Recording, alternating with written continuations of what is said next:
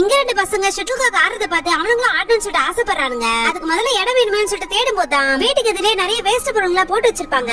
அந்த இடத்த கிளீன் பண்ணி அந்த பொருளை எடுத்து போய் காயலங்கல்ல போட்டுறானுங்க. இப்ப இரும்பு கடைக்கு போயிட்டு ரெண்டு பழுப்பு மட்டும் எடுத்துக்கிறேன்னு சொல்லிட்டு அங்க இருக்க பெர்மிஷன் கேட்டு அங்க இருக்க இரும்பு பழுப்பையும் தூக்கிட்டு வந்துடுறாங்க. இப்ப நடுவுல கட்டத்துக்கு நெட் வேணும்னு சொல்லிட்டு யோசிக்கும் போதுதான் தெரிஞ்ச டைலர் அங்கிள் கிட்ட எப்படி கெஞ்சி இப்ப வேஸ்டா இருக்க துணியெல்லாம் வச்சு ஷட்டில் ஆடுறதுக்கு நெட் மாதிரி தச்சு வாங்கிக்கிறானுங்க.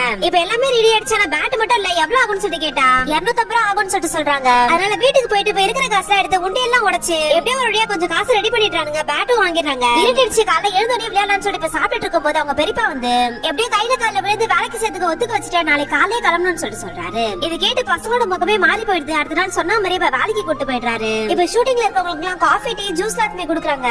எல்லா வேலையை முடிச்சுட்டு பார்த்தா அவர் நைட்டு தான் வீட்டுக்கே கூட்டு வராரு. நைட்டு ஷெட்யூலுக்கு காரணம் லைட் ஒயர்லாம் தேவைப்படுன்றதால ஷூட்டிங்காக லைட்டிங் பண்ற ஒரு அண்ணன் ஃப்ரெண்டா இருப்பாரு. அவர்கிட்ட எப்படியோ கேட்டு லைட் ஒயர் வாங்கிட்டு போறானுங்க. இந்த ரெண்டு குட்டி பசங்க சேர்ந்து கனெக்ஷன் எல்லாம் கொடுத்து ஆன் பண்றாங்க. லைட் எரியற மாதிரி இருக்கு. கொஞ்ச நேரத்துல அங்க இருக்கிற மொத்த கரண்ட்டுமே ஆஃப் ஆயிடுது. இவனுக்கு தான் ஏதோ தப்பா கனெக்ஷன் கொடுத்திருப்பாங்க போல. அங்க இருக்கவங்க எல்லாருமே பயங்கரமா திட்ட ஆரம்பிக்கிறாங்க.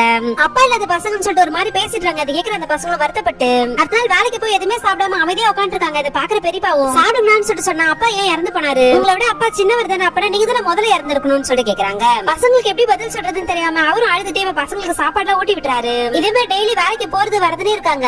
திடீர்னு ஒரு நாள் பெரியப்பா நாளைக்கு லீவு வேலை கிடையாதுன்னு சொன்ன உடனே பசங்க அவ்வளவு சந்தோஷப்பட்டு காலை எழுந்து ஷெட்யூல் விளையாடலாம்னு சொல்லிட்டு வெயிட் பண்றாங்க. எழுந்துக்கும் போதே பாட்டு சவுண்ட் கேக்குது. என்னடான்னு சொல்லிட்டு போய் பார்த்தா இவங்க விளையாடலாம்னு இருந்த இடத்துல ஏதோ மீட்டிங் ஏதோ அரேஞ்ச் பண்ணிட்டாங்க.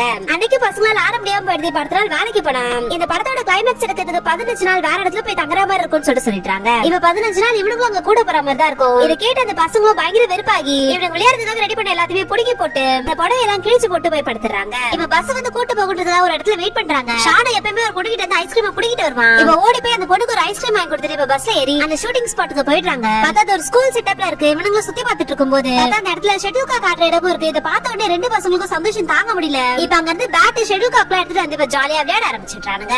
எப்படியோ ஒரு வழியா இவங்க ஆசைப்பட்ட மாதிரி இப்ப ஷெட்யூல் காப் விளையாடிட்டாங்க.